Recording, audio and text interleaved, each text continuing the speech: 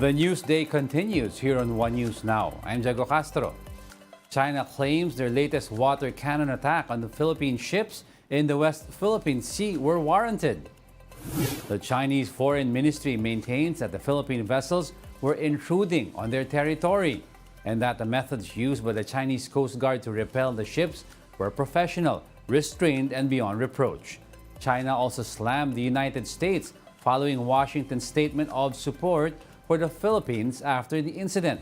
They also called the Philippines resupply mission unlawful and provocative. The Chinese Foreign Ministry reiterated their stance that the 2016 arbitral ruling on the South China Sea dispute was staged by the U.S. and called on them to respect China's territorial sovereignty.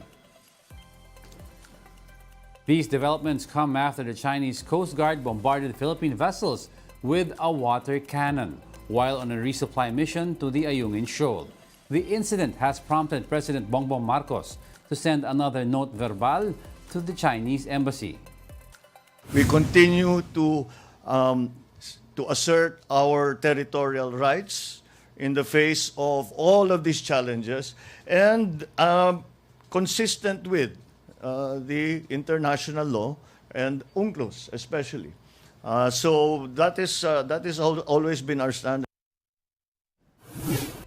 The armed forces believes that any attack that poses danger to Filipinos' lives may prompt the application of the country's mutual defense treaty with the U.S. Washington has earlier maintained that an attack on Philippine public ships would invoke the defense treaty.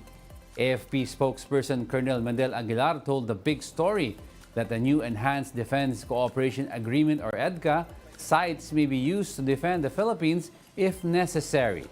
Earlier this year, Marcos Jr. said these sites won't be used for any offensive attacks. When you talk about the DHR EDCA daw, sites, these are facilities that will be established inside military camps. And this will be manned jointly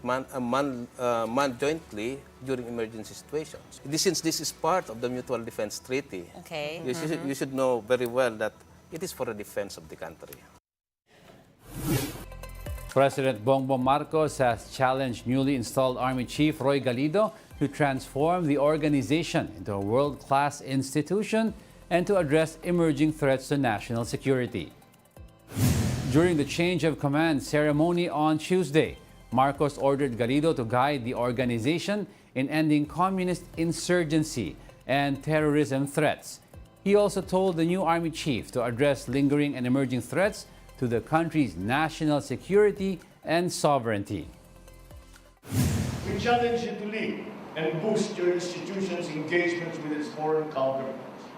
I urge the entirety of our Army to enhance your interoperability and communications, as well as to learn best practices through training and joint exercises, which we intend to further expand.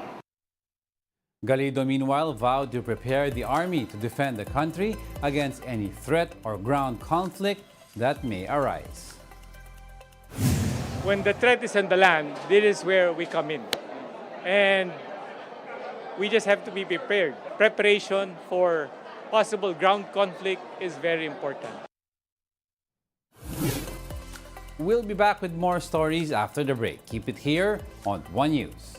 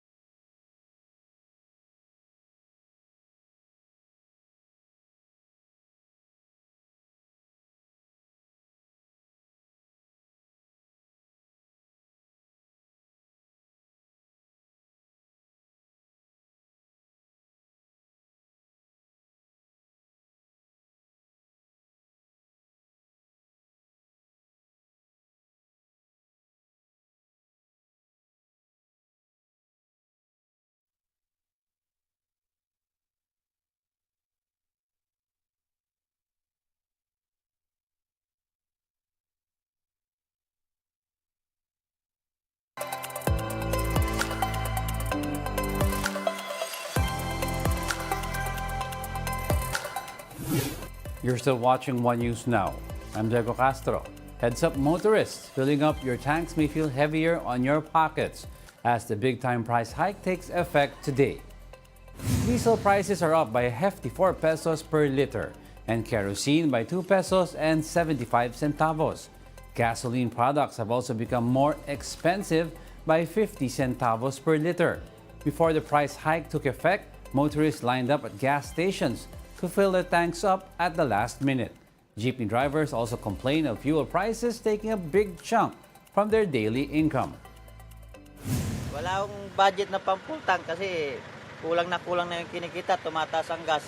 Talagang lugi kasi malaking nawawala sa kita. Mataas ang kudo, tapos mahirap ang biyahe, wala naman ganong pasok ngayon.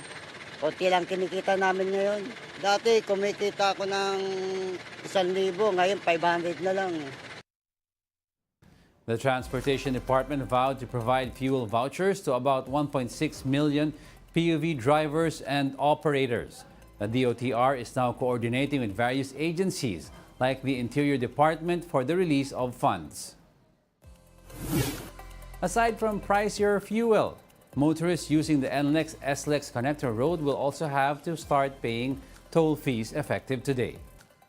Class 1 vehicles such as cars and SUVs are subject to a toll fee of 86 pesos. Minivans, buses, and other Class 2 vehicles will have to pay a toll fee of 215 pesos, while Class 3 vehicles like trucks must pay 302 pesos.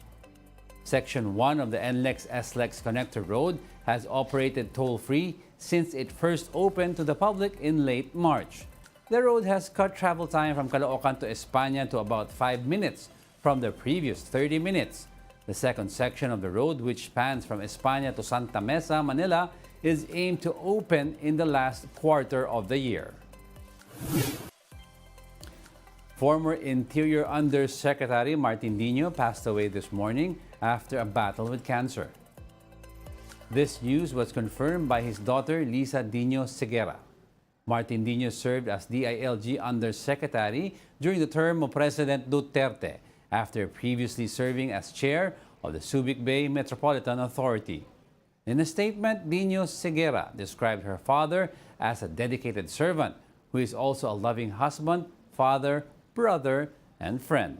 She adds that Diño epitomized the spirit of advocacy, also as former chairman of the Violence Against Crime and Corruption, where she said her father used his voice to champion the rights of the oppressed and fight against injustice. And those are the top stories of the hour. Join us again at 11:15 a.m. as we continue to monitor the day's biggest stories. I'm Diego Castro. We are One News. All sides, all the time.